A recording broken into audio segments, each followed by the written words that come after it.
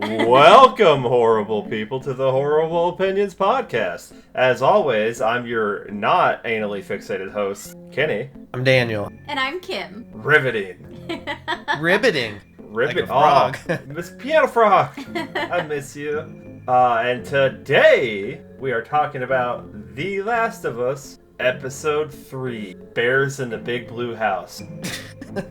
I mean, long time. So grab your tissues, either for crying or baiting, and let's jump into this. Okay, where'd we leave off, Daniel? So we left off with the radio message coming on in Joel's apartment, right? Right, which was playing an 80s song? 80s song, which means bad Trouble. Or bad trouble. Bad time trouble. As opposed to good trouble. Yeah, not good trouble, but bad trouble. Yeah, the baddest trouble. The troubliest of trouble. Yeah. So, now we got a party of two. A duo, if you will. The episode starts with Joel building a little cairn. Cairn? A little pebble monument to Tess next to the river. Oh, yeah. No, it's real adorable. Precious, tastefully next done. to the mountains outside of Boston. Yeah. Come on, guys. Let them have their fungus mountains. That's what they are. The fungus. Yeah, the fungus made mountains. Yeah, they're works for me. terraforming. Yeah. Ellie's sitting there in the woods. Joel's off on the side there, and God knows what Tess is doing. Tess is asleep. She's sleeping. It's real sleepy. If I recall, what is it? Ellie starts to say something, and Joel's like, "I don't want your apologies." First, she's like, don't blame me because you guys made the choice to take on this mission. Right, because that's like, what happens. He says, "I don't want your apologies," and she's like, "I wasn't gonna apologize. You Damn. chose to do this." And I'm like, "That's a bold move, kid." She kind of got an attitude. She does. Real attitude QZ problem. kids are. And she was also like, "This is the first time I've ever been in the woods. This is crazy." Yeah. Lots of bugs, giraffes. Not yet. That's weird though. I don't need your jacket. Joel survives on one piece of jerky a day. Yeah, he's a one jerk. He's a never mind. No, go on.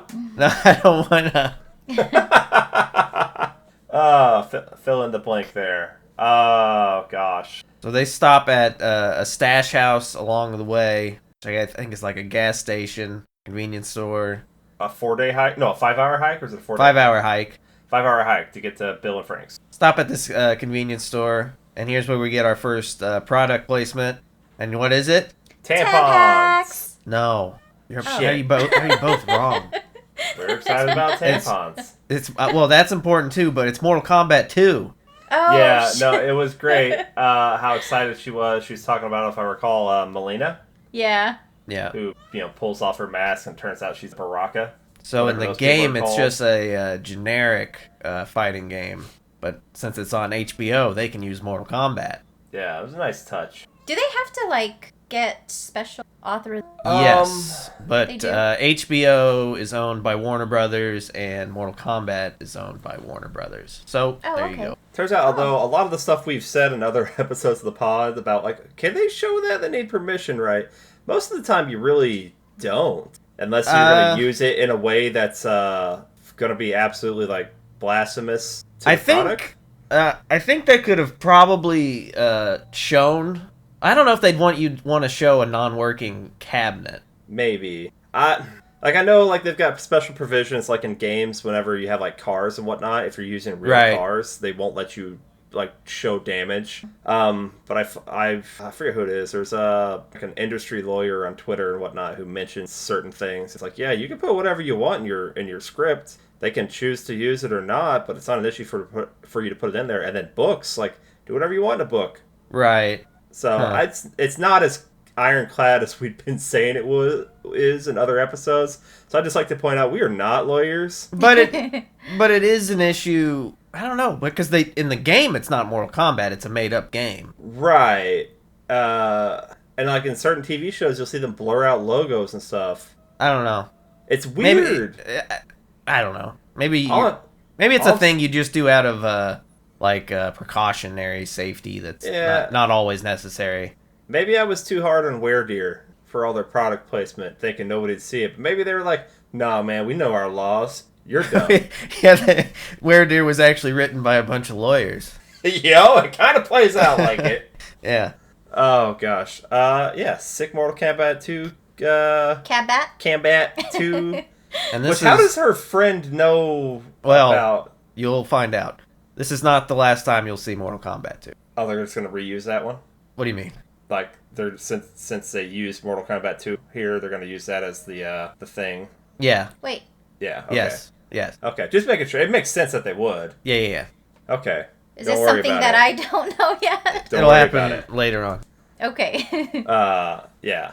Okay, so he's stashing the, assault rifle type thing he got from the cop. This doesn't make sense to me. Which part? Him stashing that gun? Stashing the gun because he thinks it's useless because they're not going to find bullets for it. But, I wouldn't think it would be useless until it's, 100% out of bullets. Yeah, but I think it's also... So I thought the same thing, but also, you're taking stuff from your stash house. It's also good to probably leave stuff in your stash house, because if you're only ever, just depleting it, that might come in handy later. Okay, I can go grab there, have a couple bullets, get us the rest of the way, and also, just for intimidation. They don't always... People aren't going to know it's him. Also, where they're going is full of guns, so... Right. That's true, but, yeah, I don't know.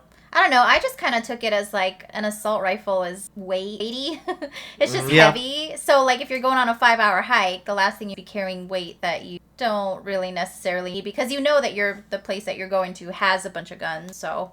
Yeah. I don't know. Good point. They probably won't need it on that little journey, but it might be more useful on their way back, because, they can just get more guns, Bill and Frank. So he's sitting there looking for his stash. Ellie's wandering around the shop, and she goes in the back. She finds a trapdoor. Why don't we have trapdoor? I want a trapdoor. Because we're not gecko people. If we were gecko people, we'd have heckin' trapdoors everywhere. Yeah. Yeah. So she opens up, and there's no stairs there. It's just a dirt pile down there. And I look at Kim I hope she doesn't go down there. How the hell is she going to get back up? I still don't know how she got back up. There was a trash can climbed on there. a barrel. Yeah. But that still wasn't tall enough. An empty trash can in there, aluminum one in there. Yeah, aluminium. Maybe she had a heckin' good jump, but heckin's my word of the day. That's a heckin' good word. It's a good word. She goes down there and she's perusing through, and she sees a moldy, past its prime clicker. More importantly, she finds a box of tampons. Well, she gets that, but... Which are, I would imagine, super rare. Yeah. Because it's 20 years after the world has collapsed. I would imagine, all hygiene products are very valuable. Yeah. And expired. You don't want to use an expired tampon. Do they expire? I don't think they do. I don't know. Look, all I'm saying is toxic shock syndrome is a real threat. But that's only if... it stays in your cooch for too long. Yeah, but how long is too long for one that's 20 years old? Cotton has to deteriorate. Well, unless it's got, moisture in it, then I don't see it. So, there's a... Let's talk about this some more. Yeah. Well, let's talk about this morbid little kid, man. Fucking, she would fit right in an innocence, okay? So, it's things over there trapped. She cuts its forehead open. And you see the little fungus, little mold, a little sprout out of there. Little freak. And then she kills it. And so did you take this as her being sadistic in any way? Or Not perhaps really. being curious? There was some curiosity there, but I think it was curiosity and then maybe a little, revenge. Yeah, she doesn't like infected. But, you would think nobody would, so there's no real reason to read too much extra into that. I don't think she was just torturing the thing, because, for one, it seems like everyone knows, these things aren't feeling it. Mm-hmm. And it's probably, it's the first time she's ever had one, up close that she could safely play around with. Be like, okay, you're not a person. Yeah, there's no person in there.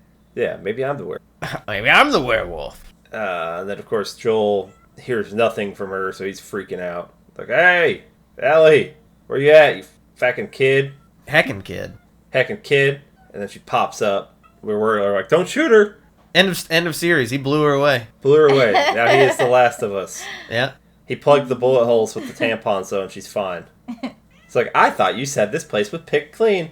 tampons. And that probably made him uncomfortable because, as we've seen in cinema, men don't know how to handle periods. I would imagine that Joel, however, does because he was a single dad. Yeah, maybe. Poor guy. Yeah. He probably just shut the door every time he seen blood on the bed. Really doing some hatching stuff. I mean, look, there's a lot of hatching in my life these days. Okay, that movie meant a lot to me. Okay. It haunts me, if you will. Okay, so that was a fun little detour to where we get to see her interact with the thingy and Mortal Kombat 2 and Joel being Joel. Yeah, and then they continue walking towards Bill and Frank's place, and Joel basically lays out how the pandemic happened with the flour. We talked all about all that last time, and that was pulled from this episode.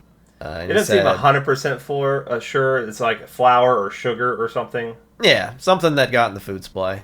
Yeah. But, like, I was vindicated, though, on rewatching this. You said, like, over, like, a course of time. And this, he goes on to say, no, they picked it up, like, on a Thursday. Like a Thursday night. And they would eat it, like, on a Friday. And by Saturday, Mm-hmm. you know, and then Monday, the whole world was By gone. Monday, everything was gone, yeah. Yeah, so it was a quick turnaround. Mm-hmm. Yeah. Mm-hmm. So, yeah, not really a whole lot the governments can do there. Like, it's hard to prepare for something or stop something, just literally Well, I mean, happen. If you're inspecting the food like you're supposed to.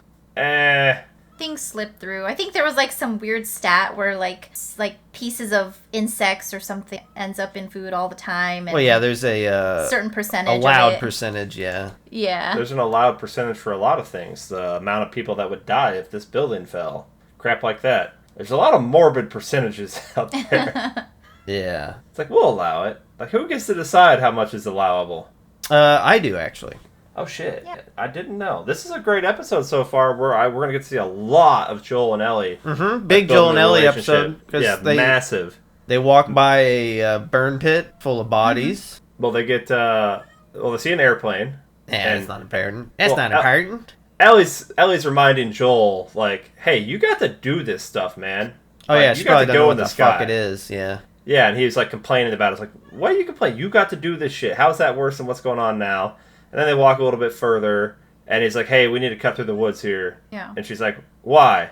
It's like, well, there's something up there I don't want you to see. Yeah, his dad instincts are kicking in. Right, it's showing that he is trying to not just literally physically protect her, but he is caring about her mental, emotional state. Because, yeah, it's the burn pit. Or I don't know that they even burned them. It's just the kill pit. I think they were burned. Because I think you would burn the bodies. You would think. Well, is it before that she like tries to get his gun or some handgun, and he's like, no. Oh yeah, she made one of her little comments like she was about to ask for a gun again, like she keeps doing, and he cuts her off. That was the second time she did that in that episode. But I'm not 100% sure they burned him though, because when we cut down to the burn pit, we look down and there's a piece of like yellow, like flowery cloth, and then we cut back in time, and now it's that day, and it's the lady wearing that dress with her baby. That's true. So now we flash back to, so the opening night that we see in episode 1, that's September 26th, which is Friday night. Yeah. Now we're flashing to September 30th, 2003, Monday. Which, that's importantly, Monday, right? 27, 20, there was a lot of like little time jumps in this episode. It was kind of tough to keep track of completely. But before we really jump into that, though, I do want to mention something to give you more of a taste of why Fedra is even more bad guys. Is the kill pit there? Those weren't infected. Oh right. Joel tells her that so they were moving everyone into the QZ zones, but then when they ran out of space in the QZ zones, they still had all these people. And rather than let these people just live outside the QZ zones and possibly get infected down the line, they just murdered them all. Yep, gathered them up, loaded their luggage, said, yeah, we'll save you, and just killed them because the dead can't be infected. Right. Mm-hmm. So, damn. Okay, so and now it worked out, I guess it worked out great because there's like no infected anywhere, right? Yeah, that's cleared it up. They bombed some cities, killed some small towns, and it's all good now. It's all great. All good. Then we go September 30th, and we enter the eyes of Bill. Yes, who's watching this stuff going on played outside. by Nick Offerman. Yeah, you might know him. You might not. But if you don't, I'm so disappointed for you. I don't know why you wouldn't. I don't think Kim knows him. I mean, I didn't. What? Parks and Rec hasn't seen it. episodes win. Yeah, She hasn't seen him. We can skip the first season and just jump right into the second one. Oh, good. She will see him eventually. So we are shown the evacuation of a small town by Fedra, and Bill is sitting in a basement surrounded by monitors, observing the situation. And And as we find out, it's a sub-basement. is it a sub-basement or a space? Yeah, it's a hatch underneath a chest in his basement that he comes out of. So they search his house looking for him, and they search the basement, apparently. But he's one level further down. Oh, I'm in love with the concept of sub-basements. I like the idea. I would love to have one. Yeah. Like Trap this, doors. with guns on the walls and monitors. We both want a Bert, or not a Bert. We want a Bert. No, it's Bert. No, yeah, Bert. A Yeah. Bert from Trimmer's basement. Yeah. Yeah. Right, Yeah. babe? No idea what you guys are talking about We're right gonna now. do a Trimmers episode. Don't worry, it's gonna be great. So he's a survivalist. He's a prepper. He's got his supplies all down there. He's not leaving with the government because, well, he already doesn't trust the government. Just so happens that he was right this time. This time he was right. Yeah. More right than previously. And all the people get in the back of the truck, drive away. And eventually he comes out from underneath the chest of drawers. I'm acting this out for some reason for y'all to see this. And he's got his gas mask on, which is, great because, well, they wear those in the games. He's got a shotgun, and he comes out the front of his house, and he's looking around, pointing his gun everywhere, which I thought was not great because he already had cameras all up there. Yeah, overkill. Yeah, definitely overkill, but he was excited maybe, right? Yeah. He's been looking forward to this day. Yeah, he takes that mask off, and the glee on his face. He's just like, yeah. Yeah, so then what's he do? We get a montage of him fortifying the town. Yeah, breaking into, hardware stores. Breaking into, the propane, gas plant. His father sold propane, accessories, and he, too, sold propane accessories. And That's in Texas. This is... where, Massachusetts? Is that right? Somewhere near Boston. This says Massachusetts. Yeah. That's where Boston is, and we're only about 10 miles from Boston, so that would make sense. Yep. Yeah, he's having a great old time. Yeah, we get a little montage, and it's like, he is not just surviving, he is thriving. This is his best case scenario. He's living his best life out there. So, yeah. Peanuts, I love that Peanut's loving it. Peanut, go away. That's gonna interesting for Daniel to edit that. He'll leave it probably. Staying in. So I was impressed that he fortified off the entire little village. Oh, he got a fence up. Here's where I should probably bring up the massive differences between this and the game. Yeah. So this is probably the single largest difference of the whole show is Bill and Frank and the town. Yeah, like I said, I vaguely recall how we are introduced to Bill in the game. Isn't it in a factory or something like that? And he comes stumbling in in full gear. So the entire town has been set up with tripwire, landmines, booby traps of all kinds, including various traps that throw infected at you. Mm-hmm.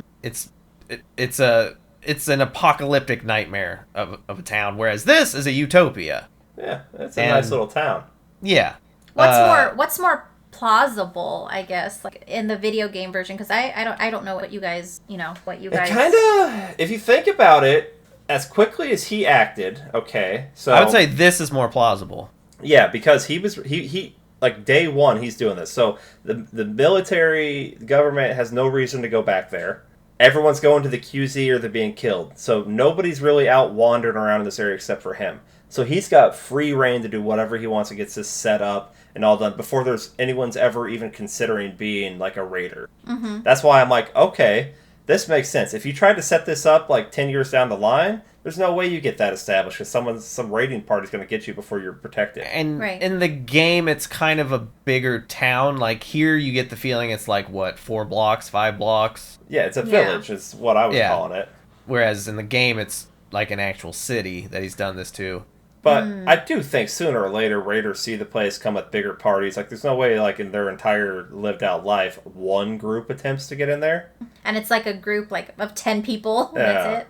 Yeah, it's probably more than that. They just show us the one, I would imagine. Right. The most he does to make it less pretty is after Joel like tells him like, "Hey, they will come," and then he stacks some cars up along the fences. Right. So that's the differences in the town. Now, character-wise, so in the game, Joel never even knew that Frank existed.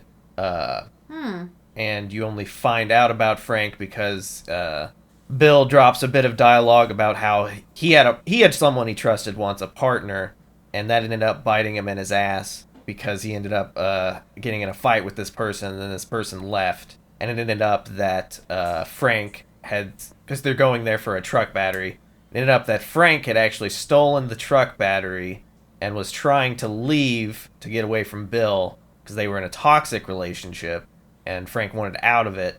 And by the end of that relationship, Frank left a scathing note because he ends up getting bit and infected on his way out. So he leaves a suicide note and kills himself. And in the suicide note, it is just he tears into Bill and goes on and on about how it was so horrible living with him.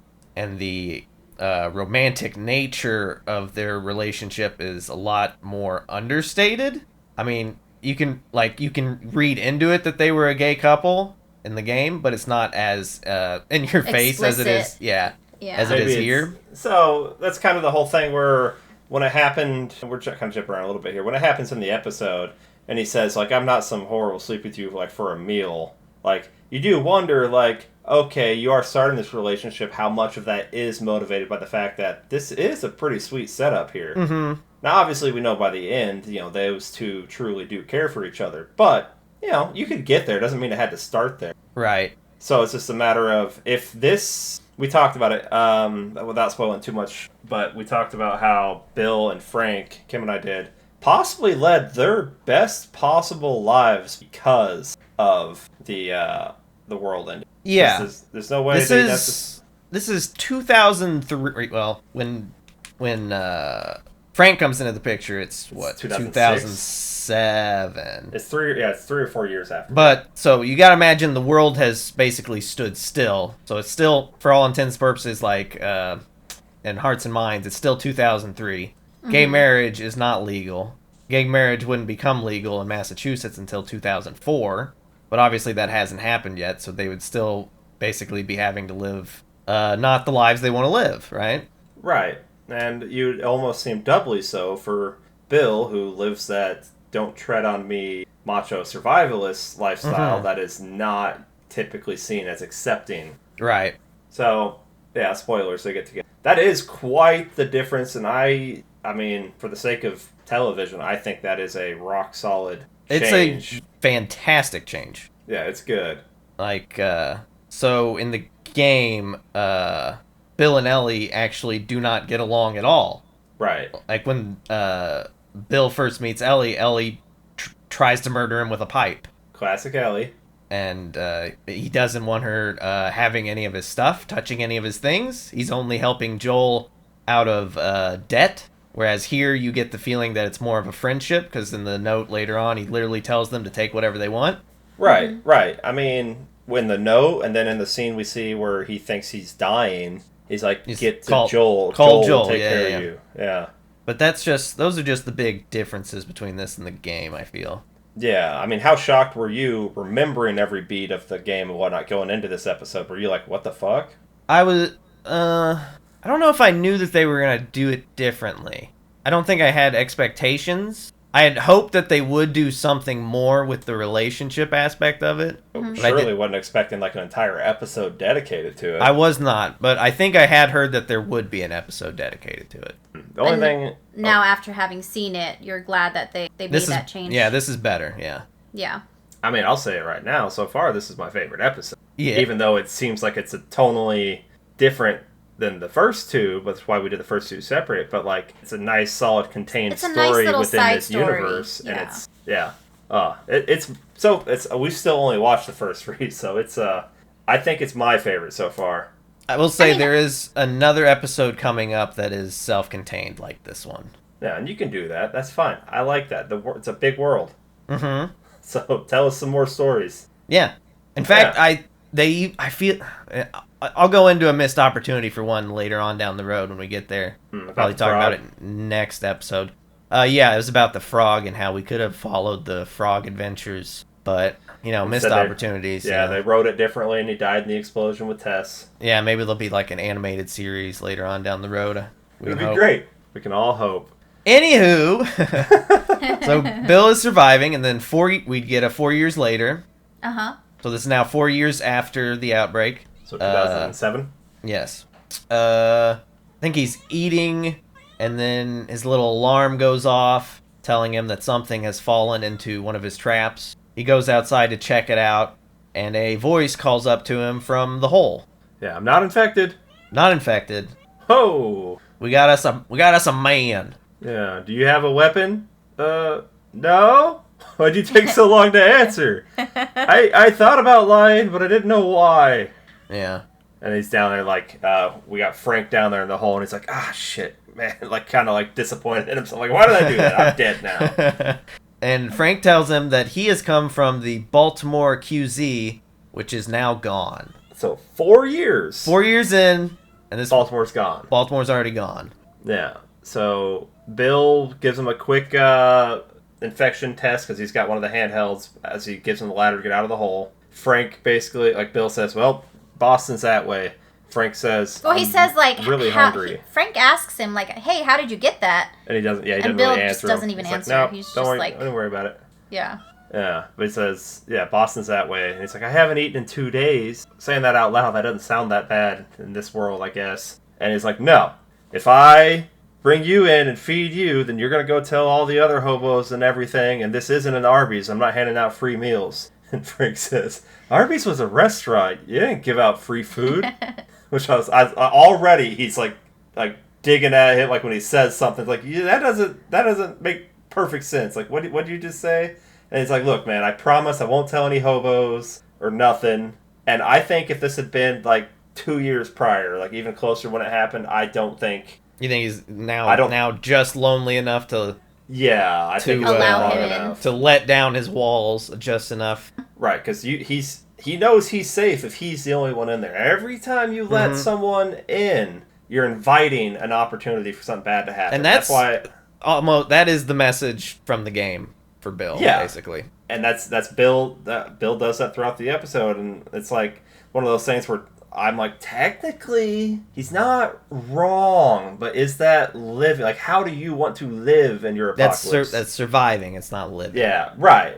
And so that's another good thing where, like, much like I thought Joel and Tess worked well together, balanced each other out, this whole Bill-Frank relationship, like, it was a perfect how to actually live and survive in this world. So he talks his way in there, Frank being he, talks his way into Bill's place. Bill, I think we cut to Bill.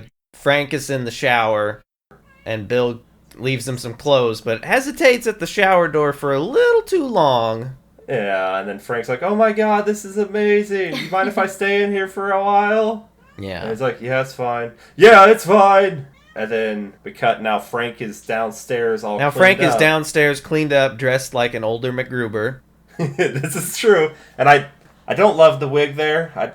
I think that wig looks rough, but also it looks like MacGruber. Yeah, you're right. He's inspecting the house while Bill's in another room. He sees like a layer of dust on top of a mantle. So it's like, yeah, Bill is keeping his place safe, but he's not really upkeeping like the little things that civilized society would do. And then Bill comes walking in through the door holding 2 plates of food, and he's like right there, and there's Frank, and he's like, oh, and he like gets all stiff. Like the whole time, Nick Offerman's acting in this early part of the thing where he's around Frank. He is so uncomfortable. And it is fantastic. Well, shoulders like slunch. Like, it's a first date. It's a first date, but it's even more than that because Bill, I don't think ever really accepted himself for what he was. Like it's like he knew, but he wasn't ever like, he didn't think he'd ever do anything with it. So Franco sits back down. Bill puts this amazing plate of what was it, like rack of rabbit down in front of him with the veggies and stuff, and like Frank, like the smile on his face, pure joy. Now this guy Frank's played by Murray Bartlett, Yeah. Now, every time he smiled, that big smile, I was getting that, what was his name? That Christoph Waltz? Sure. Is that his name, I think? Yeah, you know what I'm talking about, right? Mm-hmm. Yeah. That, like, he did that, like, their face, like, the way his eyes lit up in that smile, like a very big, toothy smile. Like, yeah, like, that same face. So I was like, I was envisioning him in that role on the second time. And he's part of the HBO family as well. But he's so ecstatic, as you would be, because, Sank, you've been in this apocalyptic world for 4 years now. I imagine the food you're getting is not great. MREs. Yeah, MREs, cans of shit, yeah, spam. basically probably all just canned food at this point, yeah. Yeah, right. So he's starting to eat it, and then Bill's over there, and he's working on a bottle of wine. He takes his first bite. You would pair Rabbit with whatever bullshit wine he says. Yeah, like he's like, I know I don't look the type, and he's like, no, you do, because he got the pairing like exactly right. It's like a Burgundois or something like that. We're not wine people. Yeah, I was like, I didn't know there was a wine for Rabbit, but man, that Rabbit looked heckin' good. Yeah, it's like, no, you do. So it's like, ooh, does he already see something in Bill that we don't? Well, I mean, yeah, you did. I saw it. The shower, him lingering at the shower told me all I need to know. See, I could have taken that as it's still a stranger in his house, and he's like, yeah, okay. Like, maybe I don't want to leave him alone too much. Because you see, like, he doesn't like to take his eyes off Joel. He comes back and then there's just shit smeared all over the bathroom. Damn it happened again! Again! Every time! No, I think for me, the moment that Bill knew was, or Frank knew was, or what is it? Frank, when Bill's playing the piano. Is when Frank kind of fell for him. Kind of like, that was the it moment there. They eat their meal, and, Frank's like, that's amazing, that's delicious. Bill's like, I mean, everything's delicious if you haven't eaten in 2 days. It's like, no, it's not just that. It's, it's really, really good. And it's like, okay, well, I said I'd go after this, but there's like one more thing. I just gotta go over. I gotta go over. He goes and runs to the piano. It's like, is this some kind of piano? It was in fact some kind of piano. It was in fact some kind of. Bill goes, yes, it is. And Frank goes, do you know how much that's worth? Bill's like, currently nothing. Bill, currently nothing. Oh God, I see those little quips of dialogue. Fantastic. I love that. That tickles me every time. He goes digging immediately through the bench where all the music is, and he finds a couple like, oh, Fur Bill's Elise. freaking out. He's like, don't touch anything. Yeah, like he's really uncomfortable again. He's like, Fur Elise, this isn't you. And then he pulls out sheet music for Linda Ronstadt, which I love Linda Ronstadt. And he's like, this is you. And he's like, oh. And then he pulls up, switches to Long Time, the name of the episode. It's the name of the Linda Ronstadt track. I just realized that. Wow, that's... I didn't know that. No, she didn't know that either. I'm kidding, I didn't. Oh, you did. Damn it. You're dumb. I am dumb. And so Frank starts playing it, and he's a little rusty, a little rough. So he plays it louder and more confidently, but worse. Yeah. And then, Bill sits down, and he's like, get out of the way. Let me show you. And he's just like... He plays it slower and emotionally. Like, it is full of heart, and I'm just like that I got chills both times we watched that as soon as he sat down and started playing. And then you see Frank in his eyes, right, babe? Like, they're like watery, and he's got tears like coming down his... Yeah, and he's like, so who's the girl? Like, who are you singing about? No girl. Like, no girl. Just like we had earlier when Ellie was like, no, there's no boyfriends. Mm-hmm. We're all secretly gay in this. Well, I don't think... Yeah. Oh god, so we progress to the bedroom because, well, how does it go? Frank, how does that interaction go after the piano? Like he says there's no girl, and I think, what does Frank say? Something like, I know? Yeah, he says I know. And it's like, how'd you know? My gaydar was going bing-a-ding-a-ding. Bing, bing, bing, bing. It's like, you paired the wine with the rabbit or something like that. Yeah, because only a gay person would do that. Which I think that's a little, that's not what it was. So, He's glancing, there's knowing looks, right? Again, I think the way they can all be looking at each other. I'm sorry, if I've been alone in my house for 4 years, I'm gonna be looking at you, and it doesn't mean I want to dick you down. Not the way he was looking at him. But also, 4 years without anyone out there, I probably don't care who you are. I'm probably gonna want to dick you down. Okay. So don't get stuck in the house with me for 4 years. That's very rapey sounding, babe. That's not cool. I assume Yeah. Look, you gotta hope that whoever you're stuck in the house with for 4 years is on like the same timeline as you, to where they're like, all right, cool. I'd dick you down too, bro. 4 years. So find your timeline, bros. Like it's the same people you find like if we're trapped in a cave. How long before you try to eat me? Oh, but in this case, it's how long before I try and dick you down? Yeah, like how long is it okay before bros could dick each other down? Well, day one. Day one. So he tells go Frank, shower. Frank tells Bill go shower. And again, they have a kissy. Little kid. Oh yeah, big kid. Big smooches. A big kiff. Big kiff, like, and their beard hairs all together. And I'm just like, look at them bears. And then, yeah, he tells him to go shower. And Kim's like, why is he making him go shower? And I'm like, I don't know, he probably smells, but it just dawned on me. Well, it's because they're going to bang. Well, yeah, they are going to bang, but you don't always have to shower before you bang. Well, especially if, like, there's no one around to, like, smell you. Like, you don't have anyone around to, like, tell you that you stink, so then you just don't feel like you... Right, and so what I said was, like, he probably doesn't shower on a regular basis, but now it just dawned on me, like, the dust on the, mantle and whatnot, I think that kind of confirms it for me, that he's not keeping up, like, the niceties of society. Cleanly. And we see later, he doesn't care about the rest of the town. Yeah. Yeah. So he probably hasn't showered in a while. He looks somewhat groomed, but he's probably got a funk. Probably got a man funk. Yeah, a musk. Yeah. Yeah. So then we get to see Bill's first time. It's great. Full on penetration. I wish. So look.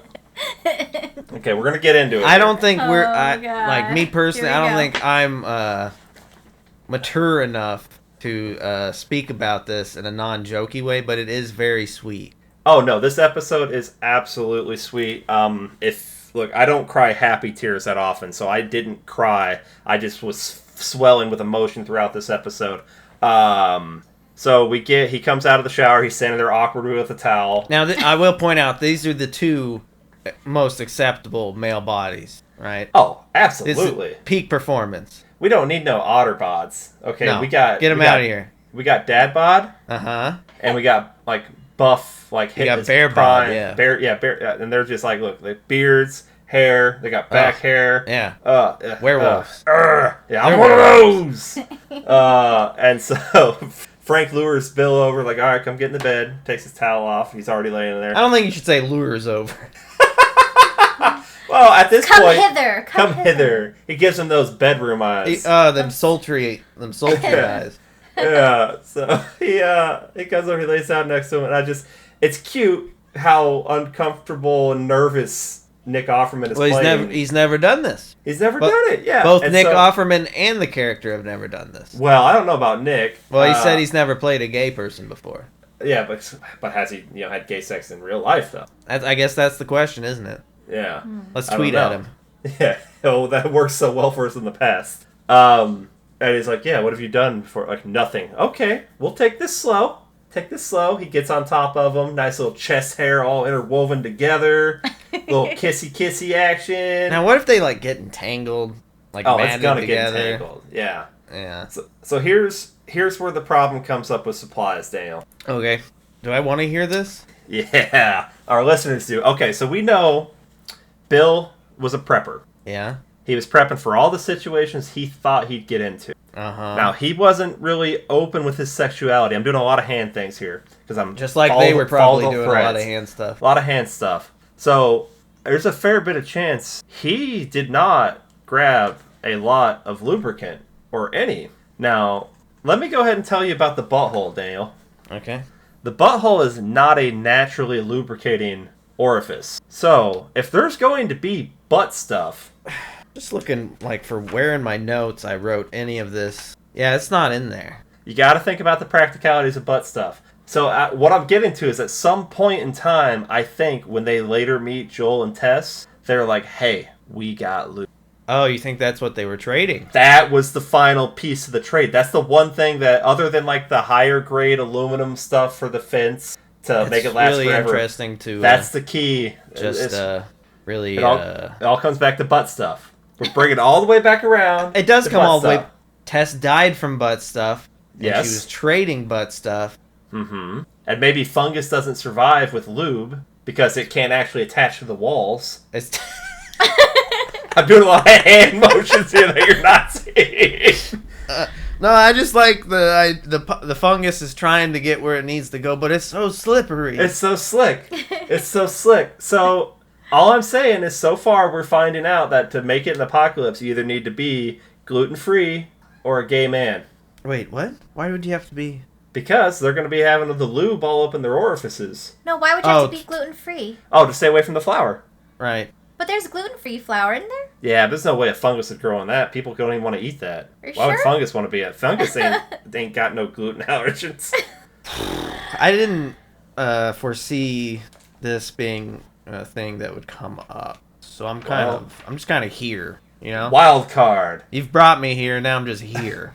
I'm just saying, don't think you could go into dry butt stuff, audience. Plenty of lubricant, porn lies to you, okay. There's a lot more prep work that goes on before the camera turns on. This is your public service announcement. Yeah, my PSA, if you're going to do butt stuff, have plenty of lubricant, otherwise butt stuff is going to end very badly. Take it from me, a guy who knows about butt stuff. A proctologist.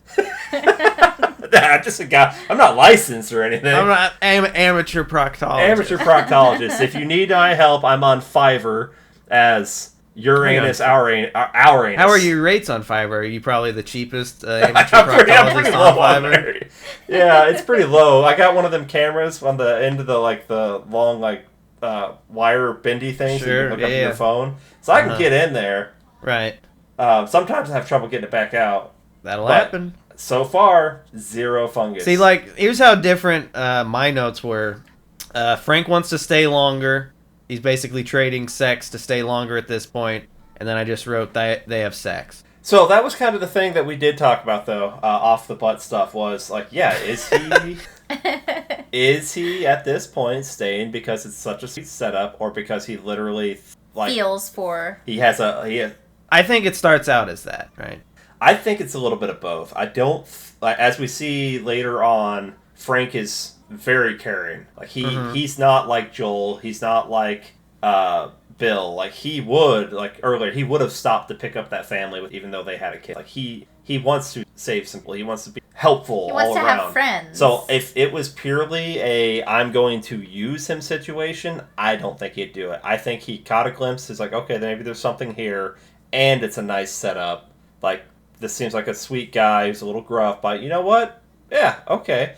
Apocalypse rules. I mean, who cares if they hook up on the first date? It's the apocalypse. How often are you going to find another sweet bear like that? I mean, Grindr wasn't a thing yet, right? I'll have to look at when I installed it. Yeah, check your install on that. How long's your account been active? First user. Yeah, but there was probably the toe tapping in the airport bathroom stalls at this point, right? When did all that stuff happen? What?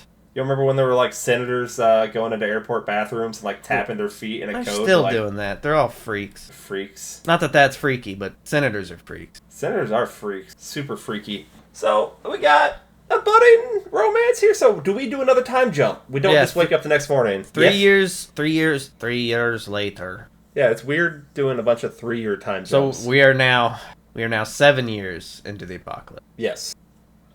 And they are arguing about aesthetics of the neighborhood.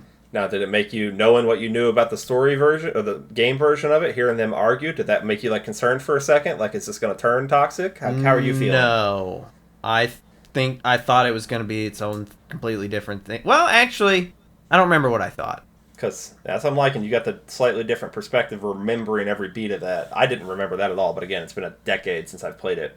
Yeah, I don't remember what I thought, but I will say I thought Frank was going to use him. And now you see he does, but no more than any other people use each other in a relationship. It's a mutual symbiotic thing. Yeah, and I think this little argument kind of does a good job of summarizing their relationship over the last 3 years. It highlights their differences, because Frank wants to spend resources to fix up the neighborhood. Why would you need to fix up the neighborhood in an apocalypse, right? Right, you would. It doesn't matter what anything looks like. Yeah. No one's coming over. Well, he wants to fix up the houses across the street and maybe a few shops. Whoa, not any of the dumb ones. Maybe the wine shop and the furniture store. And the boutique. Okay, and the boutique. The boutique! I don't know why he was like, the boutique. Yeah, why does he want to fix a boutique? What? Why? No. Oh, it's not like we're going to have any garden parties or anything. Well, actually, I met this nice couple over the radio. You what? And I invited them over. Huh?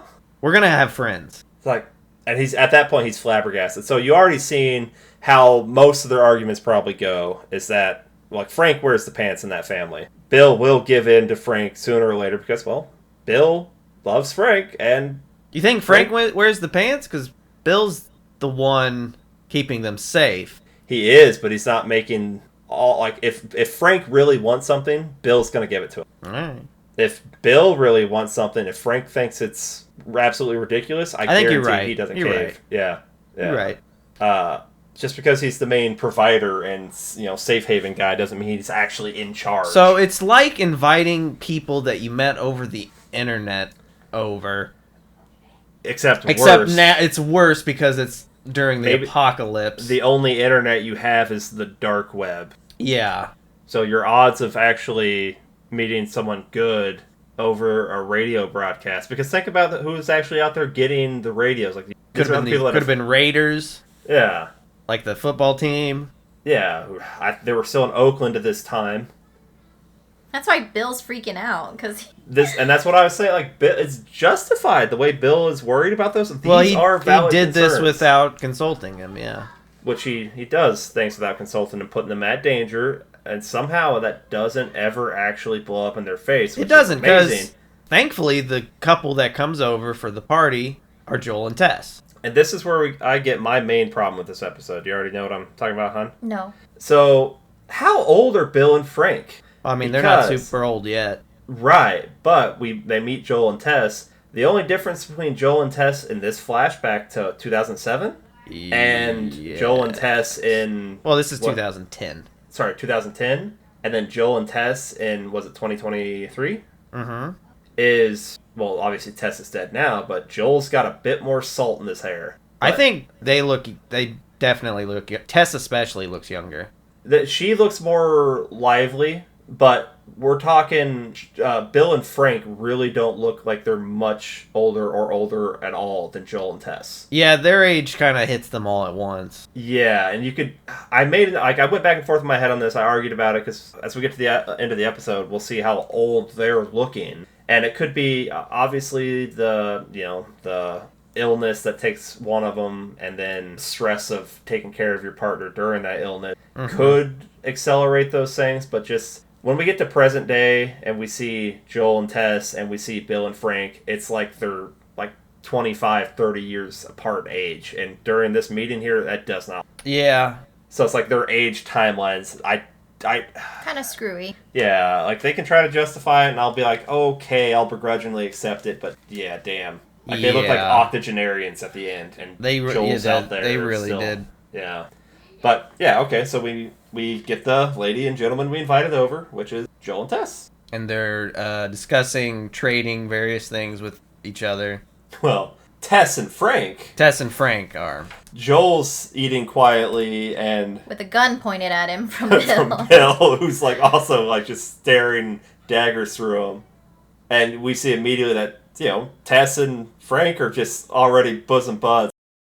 Frank tells Tess, like, oh, let's go in the house and grab your wine. Let's go. Like, they're having a blast. Yeah. And they're girlfriends. Yeah, they're girlfriends right off the bat. And then, Bill's still sitting there with the gun with Joel, and Joel's like, hey, I'd be upset too if mine, he didn't know what to refer to Tess as, brought strangers into our thing. And get that gun out of my face. And get that gun out of my face. Mm-hmm.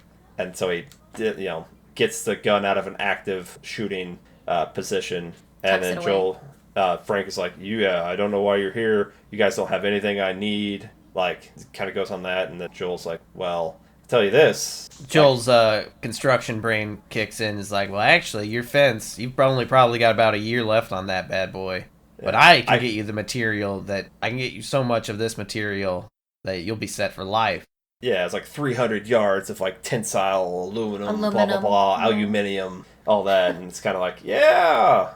There you go, Joel. Flex that. Yeah, construction brain, contractor brain. Mm-hmm. And that kind of like Bill's like, huh. So that's kind of the start of their little relationship there. Then we cut to they're leaving now. Yeah, Tess is up front. Tess and Frank are kind of walking ahead, and this is where Frank comes up with the radio code. Yeah, we hear them like playing the songs. Yeah, excitedly talking about that. Now, what does he give Tess? I think it's like some clothes, but I don't remember. Kim was like, "What is that?" I think it's clothes. I don't know. Yeah, because From the boutique. Yeah, from the boutique. She's like, no, is it okay? He's like, no, it's a gift. We're trading. You're gonna come back. And that's when Joel has Bill off to the side and tells him, "You've got a pretty good setup here for the feds will not come here. You're perfectly set up to deal with any stray infected. But sooner or later, raiders will come. They will come in the night, and they will get through your fence, no problem." And Bill kind of stops and thinks for a second, and he's like, "We'll be fine." But then we get the next segment we see after that is now when he has reinforced the fences with the stacked up Another cars. 3 years later. We are now at 10 years. Yeah, so is this we open with them jogging? Yep, they're jogging. Bill is not... Bill is grabbing his side and obviously not as good a shape as Frank. Yeah, Frank's still looking like your dream daddy. Like, that's who you Oh, yeah, want. he would fit right into Dream Daddy. Oh, for sure. He is in great shape. Mm-hmm. And yeah, Bill is, a little more my-shaped. And yeah, Frank has a surprise. Yeah, what's a surprise? So he takes Bill over to where is this? Is this like in a back, probably around the side of one of those houses? Because you have to keep it secret. Yeah, it's probably somehow. the back of their house. Probably. Right. Like a shed or something back there. Yeah. And he kind of covers Bill's eyes and says, I don't recall, but it's like, I've got a surprise for you. And like gets him around some bushes and then opens his eyes. And there's strawberries! Strawberries! That Frank had traded. A gun to test for some seeds. And Bill's face like, what? He's like, which gun? It's a little gun. It's a little gun. They get down there. Okay, this is another one of those like great face acting moments that Daniel likes so much. Yeah. They get their strawberries, they peel off the ends, they do a little, clink. clinky, and then they both bite into it, and they're like, their eyes light up, and then, you guys remember what Bill does? He giggles. Oh Childish my god. Little tee. It was so adorable. That's like the most unmacho he has been, and it was such like that had to have been buried inside of him. And they're so happy. They start to do some smooching. What happens, babe? Yeah, and then kind of want to get down and dirty, but not in the strawberries. Yeah, about to put on not on the strawberries, silly. Yeah. Then they go to Pound Town for like 15 minutes. We see it on screen. Like I cannot penetration. believe they spent 15 minutes. That's what was cut out of this episode. They said there's a 2-hour cut of this episode. That's what they took out. All the Pound Town. That's why people were like trying to, review bomb this episode because they took out all the pounding. Right, that's why. Not gay enough. Yeah, not gay enough. It's not because people have a problem with other kinds of people existing. Oh, they're gonna hate an episode later on too. Just not enough dudes going to Pound Town in this one. Can't So believe what's our- everyone's complaints are the same as mine for every movie ever. So we get is this really another time jump or it's just night No, this at is some point? just night at some point. No time jump. Stormy night. Frank wakes up to the sound of some explosions and some gunshots. Yep. And he's looking around. Bill's not in the house. We're seeing like shit lighting up outside. He goes running. He pulls a handgun out of a drawer, which is important for later. Mm-hmm. He goes running outside, and Bill is out there firing off. There are raiders trying to get in who are getting like burned alive with these flamethrower things. They are getting demolished. It's fantastic. And Frank is trying to drag Bill's ass back inside. It's like, come on! Like, what do you do? Like, come on! Like, and it's like, still trying to fight him, and then he takes a shot. Bill gets shot. Mm-hmm. So this is where I started to tear up because I thought he was a goner. I thought Bill was dying. I was like, you fuckers. I wasn't paying attention to the timeline, so this is where I thought the radio message came in to play, but that's 10 years later. Yeah. Because I wasn't paying enough attention. Well, like I said at the start of the episode, like we do a lot of these little time jump things, and they're not like in even chunks. It's so random. Yeah. They could have said any numbers for most of these, and I would have been like, oh, okay. Add it all up, we're in 2070, but whatever. Okay. That's why they're so old. Right, that makes sense. Frank finishes dragging Bill inside, gets him on the table because he's shot. Frank's saying, "You're going to be fine." Bill's like, "No, I'm dying. Like, call Joel. He will take care of you. Joel will take care of you." And I forget exactly what Frank says here. I don't know if you have it in your notes, but he's like, "No, like, you're going to take... I don't remember what he says. Yeah, it's like... Probably like, you'll take care of me. I've got you. Yeah, I've got you. Now we get another jump cut, right? Now we get 10 years. Kind of just going back, though, like, Frank has always been the more optimistic one. So Bill's already succumbed to the fact that he's going to die in that on the table or whatever. And Frank's trying his best to save his life. I guess, did he take a bullet out of his abdomen? Did he? Yeah, he's working on him, yeah. He's operating on him, yeah. Yeah. But, like, he's always been the more positive of the two. Like, oh, yeah, we are going to have friends. Or, yeah, we should make the place nicer because whatever. And so it's just more of the... Yeah. No, yeah, 100% right. And did one of you two mention during the jogging scene when he came up holding the side and whatnot, Bill told Frank, like, "Hey, I'm sorry, I'm getting older faster than you are"? Yes. Because that really hit me when we do this next jump cut to 10 years. The camera starts moving in and we see someone in a wheelchair. And you think it's him because he was getting older quicker and he just got shot. Yeah, but we get up there and it's Frank and he's looking got age old. spots. Yeah. So 10 years later, Frank is suffering from some sort of a degenerative disease. For some reason, I was thinking it was MS, but I don't know why. It could have been... That's one of the possibilities. House would say it was probably lupus. Well, of course, House always says lupus first. We got to get that spinal tap. Yeah. They did finally have lupus in one episode, if I recall. Yeah, whatever. Which they hit a button, balloons and confetti fell down. It's lupus! We did it! Start dancing around the person. Yeah, so at this point, full disclosure, before we seen the episode, I'd already seen a lot of people hyping it up, like, bring your tissues, you're going to be crying, So, like, I was amped up to cry. But I still there were a couple moments where I'm like, oh, if you did that, I would have cried. I've had the feels. I've had big moments of happiness. I've had big moments where I've been concerned. Oh, they were doing you a concern? I was like, oh shit, like, if you do this, I'm not going to be able to stop the waterworks. But so far, that hasn't happened. We get here and they're so old. At this point, I'm like, holy shit, they made it. Were you okay with them dying at that point? Yes, because at this point, they have managed to live to what looks like a ripe old age. Yeah, they lived a life. The apocalypse. Yeah, they had a better setup than probably anyone else. Easily, yeah. In this world, they had love. They didn't have to really fear for their life and their livelihoods. And they didn't have, like, society pressure to, like, adopt a kid, so they didn't have no children weighing them down. Yeah, I'm surprised they didn't get a puppy at some point. Ooh, that would have been good. Yeah, I would have loved a cute puppy. Little puppy. Oh, my God. Oh, adorable. They would have named it Joel. Yeah. Just to fuck with him. Yeah. Come here, little Joel. Bill's taking care of Frank, and it's like, damn, like, they look really old because this is now our present time, 2023. And it's like, Joel looks good, though. Tess looks good. These guys are ancient. Octogenarians. The dinosaurs. Yeah, it's time to throw them in the volcano. Yeah. How many times are we going to make that reference? As many times as I can. Oh, God. Yeah, so... Frank is out there on the little back patio painting. Bill's still watering the plants. Does a sick wink. Yeah. Yeah. Oh, man.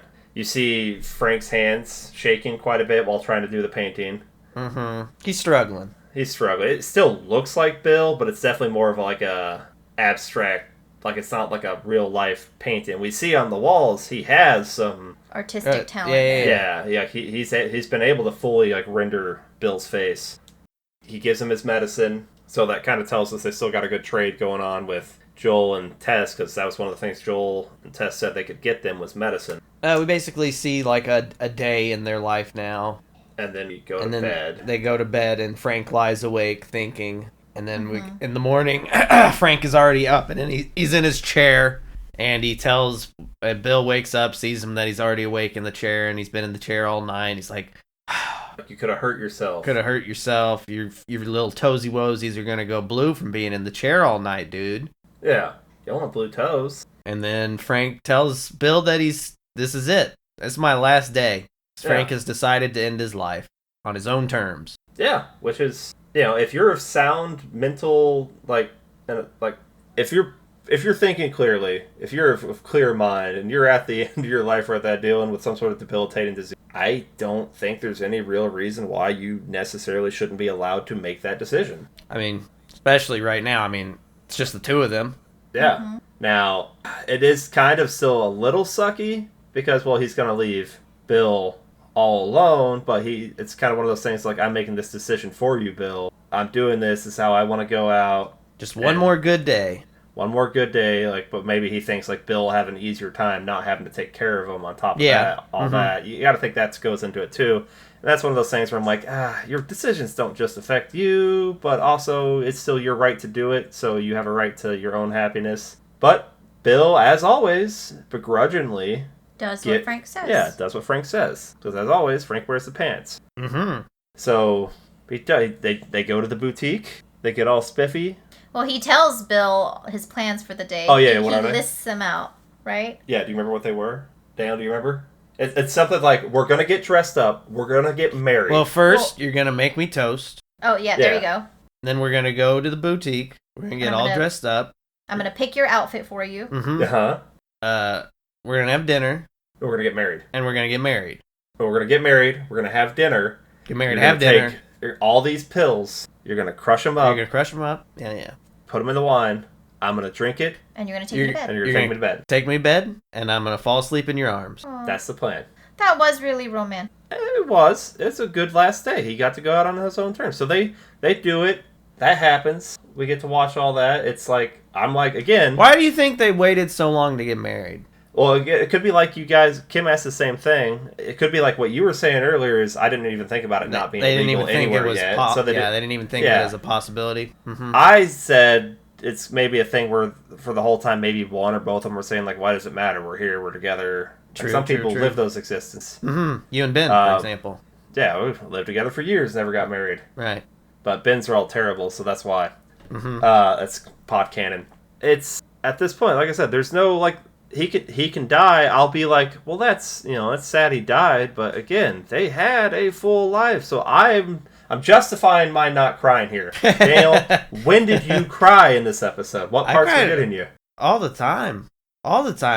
When they got married, that was good. It was. And then all the looks, Frank is shooting him while he's like, well, even though the pills are already in the wine, and I clocked that. I assumed that would be the case, but he's shooting him some looks during that, and those are sad looks too. This is kind of just like accepting his fate and coming to terms with it. This whole thing is very.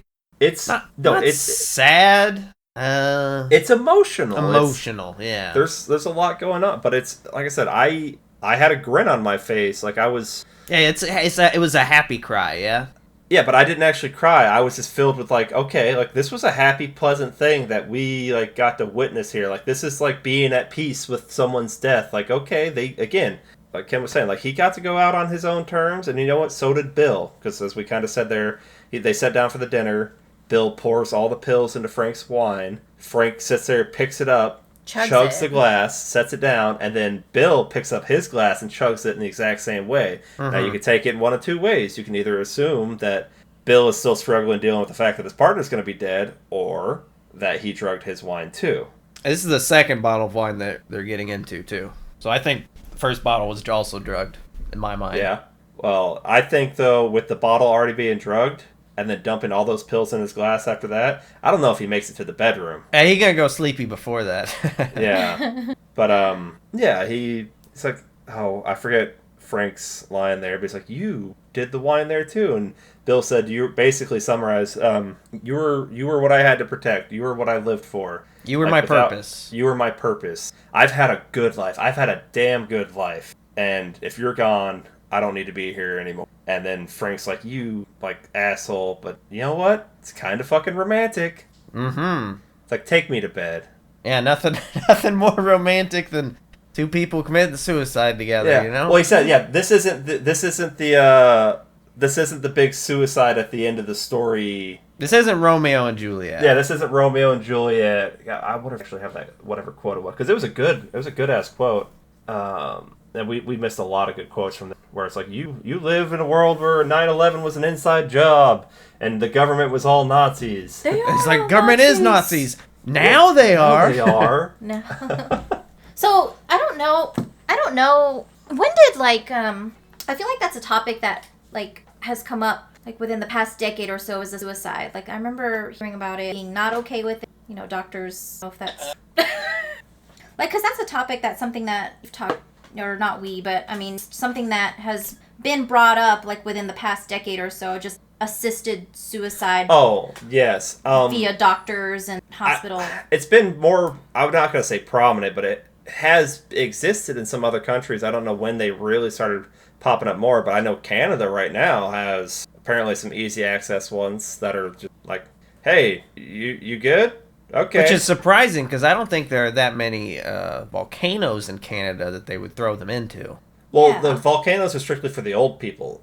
Canada, I think, is trying to take care of their homeless problem. Well, you just leave them outside in the cold. As morbid as that is. You would think. Unless they too have evolved to survive the climate, much like the fungus in the last. Much like the fungus. So the quote is from Bill to Frank is, "This isn't the tragic suicide at the end of the play. I'm old, I'm satisfied, and you were my purpose." And then Frank says, "I do not support this. I should be furious. But from an objective point of view, it's incredibly romantic. Mm-hmm. Take me to bed." And he delivers that. These guys chew up every scene in this episode. It is a masterclass in acting. Oh. It's heartbreaking, but it's also right? Yeah. So, like I said, I didn't cry, but I was filled with so much damn, that was a good story. So they go to bed, and then we cut to Joel and Ellie arriving. Yeah. Yeah. Then we start to see signs of plants haven't been taken care of. Do we recall how long it has to go passed before he has to reset the timer before it automatically sends to the 80s? He said, I don't think they give a specific time. They said 6 weeks. 6 weeks? Yeah, Kim said it was 6 or 3 weeks the last time we talked about it. I think so we know 3. Either way, so we know at most this is how long ago it happened. It's if it's 6 weeks, it was 6 weeks and 2 days, because the radio didn't start playing until we left Boston. So you see the dead plant, you see the fly on the leftover food left on the table. Yeah, the moldy food. Yeah. The dog died that they had that they never talked about. Yep, you don't see the... Yep. Because dogs notoriously don't like to take medication. And when they die, they just dissolve. No bones, no nothing. No bones, no nothing. Pile of dust, yeah. Yeah. Like a vampire. Some say they're the same thing. Joel tells Ellie, sit over here, don't move. Joel goes walking around, looking around for signs of trouble. He comes back, and Ellie's got a letter. Ellie's got a letter. So I've got it right here. We can read up to the point where she stops. So the letter... Read that shit. Bill's letter to Joel. It's dated August 29th, 2023. "If you find this, please do not come into the bedroom. We left a window open so the house wouldn't smell, but it will probably be a sight. I'm guessing you found this, Joel, because anyone else would have been electrocuted or blown up by one of my traps." I'm sorry, her delivery of that was fantastic. "Take anything you need. The bunker code is the same as the gate code, but in reverse. Anyway, I never liked you, but still, it's like we're friends. Almost. And I respect you. So, I'm gonna tell you something because you're probably the only person who will understand. I used to hate the world, and I was happy when everyone died. But I was wrong, because there was one person worth saving. That's what I did. I saved him. Then I protected him. That's why men like you and me are here. We have a job to do, and God help any motherfuckers who stand in our way. I leave you all of my weapons and equipment. Use them to keep," and then she trails off. And that's when Joel grabs the letter and sees, it says Tess. Keep Tess safe. Well, he fucked that up. Yeah, now that moment right there was the closest I actually got to Yeah. Because him admitting that he still actually kind of likes another person. Uh-huh. So that was, it might seem like he's a, angry old dude or whatever, but that's his way of showing, no, he likes him. Even saying it's like we're friends, almost. That's huge. Almost, yeah. Well, and he cares about Tess, too, because he Tess safe. Right, and that So, it was so good. And then just, kind of gut-wrenching the whole, well, you done fucked up on taking care of Tess. Whoops. Yeah. Damn. And Joel goes into his set of rules there for, he's like, 1, remember his little list of things that he no wants tobacco, no tattoos, no staying out after 11. There you go.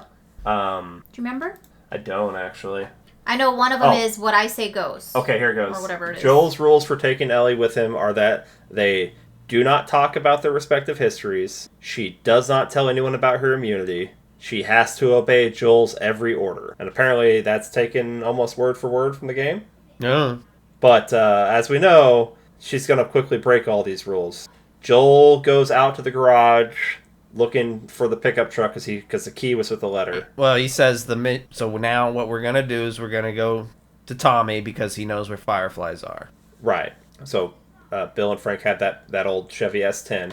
He goes out there, opens up the truck, there's no battery. He's immediately disappointed, and then he remembers, and he looks over at the fridge where the batteries... So do you keep batteries in the fridge? So in this situation, you can replenish, like rebuild an old battery. Like when your car battery dies, technically you could rebuild it, replace the chemicals in it, and then charge it as a fresh battery, provided the housing and everything's not damaged. So you would, I forget why, but you would want to keep the cells and whatnot cold. Because, I mean, there's even that old little trick where if you want a little bit of juice out of your double A's or something like that, you throw it in the... Huh.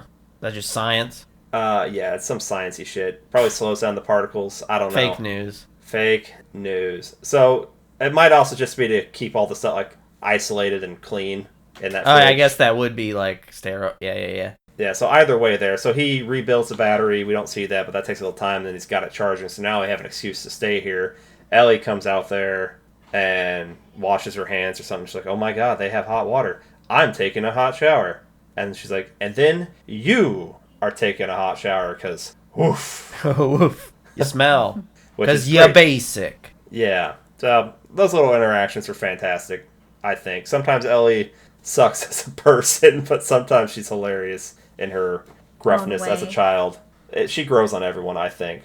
But there's a reason. I mean, in that world, you got to think they're all going to be hardened. So she does her shower. Joel goes and does his. I forget when, but at some point, Ellie's going through some drawers and stuff, and she finds that gun that Frank pulled out. Steals the gun and hides it. Yeah, so now she has a gun that she's been trying to get this whole time. There's very good reasons. One would think that Joel would not want her to have a gun. I don't remember specifically what happens, but I already talked to Kim about it. It's like, if they get into a tense situation and she pulls a gun, that's going to escalate the situation. If they get into a situation where it's like, okay, leave all your weapons at the door, and she doesn't, that's going to escalate the situation. So there's this... He doesn't know that she can be a professional or adult. It's not just that, oh, I don't want you to accidentally shoot me or on purpose shoot me with the gun. It's more about he needs to be able to control the situations they get into, and he can't do that if she has some sort of weapon.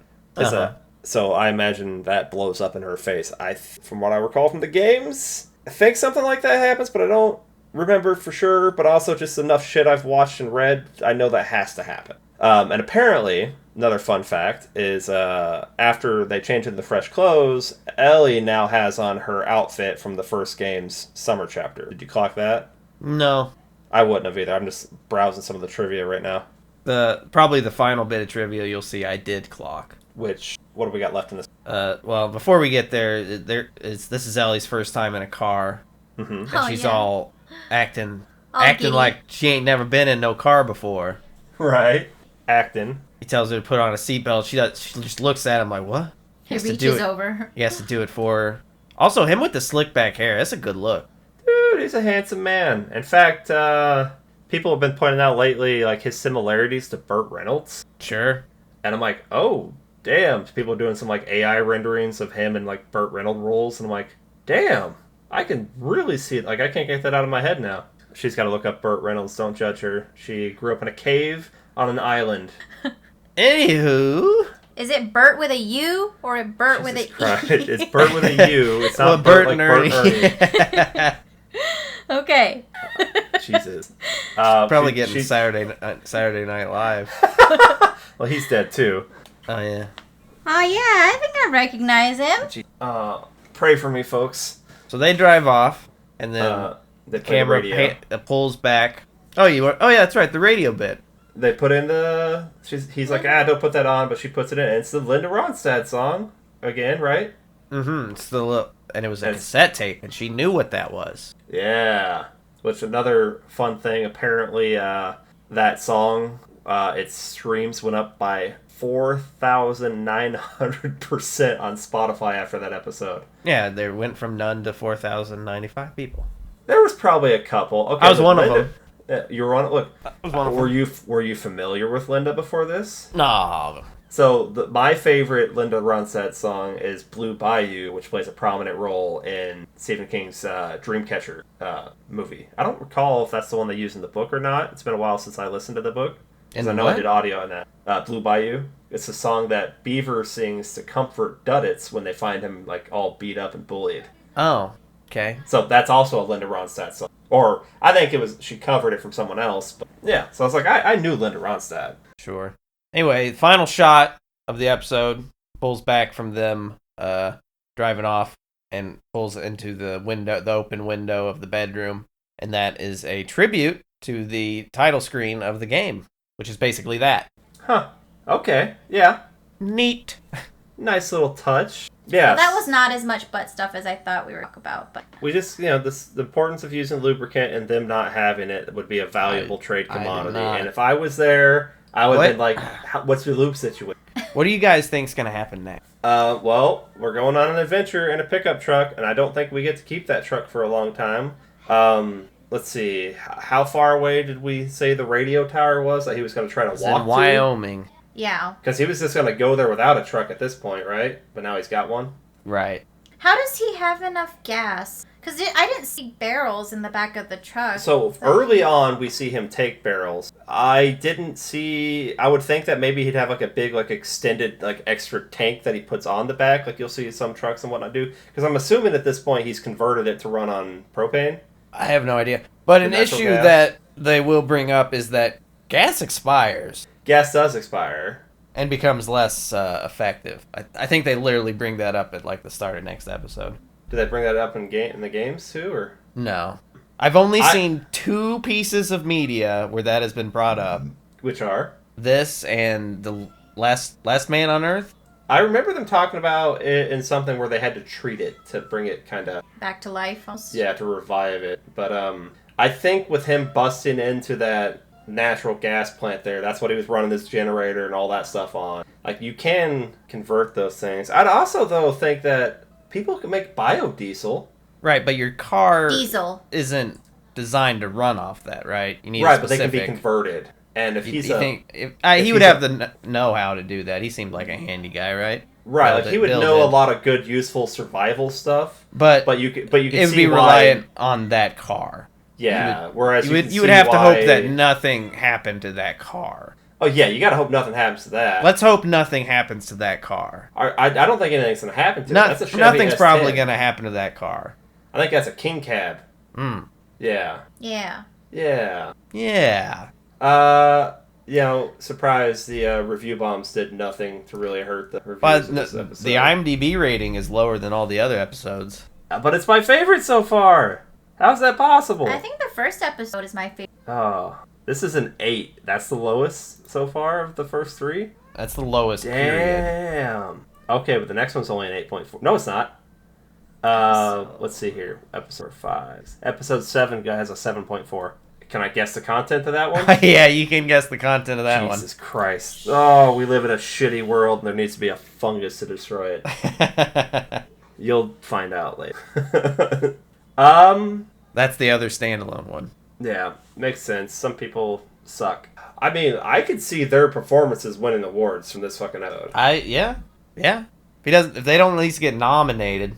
Like, yeah, that'll be a crime. Yeah, this is, and I think they're talking about Santa Monica Studios. We're talking about how this is with Amazon doing God of War. This has set the bar for a video game to television adaptation so far, and I mean, so far, yeah, but it helps. I would say video game adaptation, period, not just television. For sure, but again, though, I think they got it easy because it's already a cinematic storytelling game. True, and they could have just gone 1-to-1 and it would have been fine. Yeah, but they improved it. Yeah. It's good. I'm excited to watch the 4th episode because we haven't watched an episode in a while. We will be recording 4 and 5 together. 4 and 5. Yeah, so we will at least get those watched.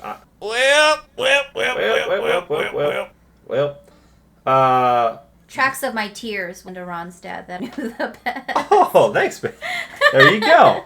Go listen to that one too. As always, I've been your bear aficionado host, horrible host Kenny, telling you that only you can prevent forest fires, but you cannot prevent this fire of my love for bears. Okay. Kenny. Are you done? Is that it? Yeah? Yeah, that's it. Okay. I've been your Otterbod Daniel. I'm Kim. That's She's just Kim. she's a girl. She's a girl. Doesn't know nothing She's about just a girl. bears. Ain't know nothing about no bears. Alright, bye, fun guys and gals. Bye-bye.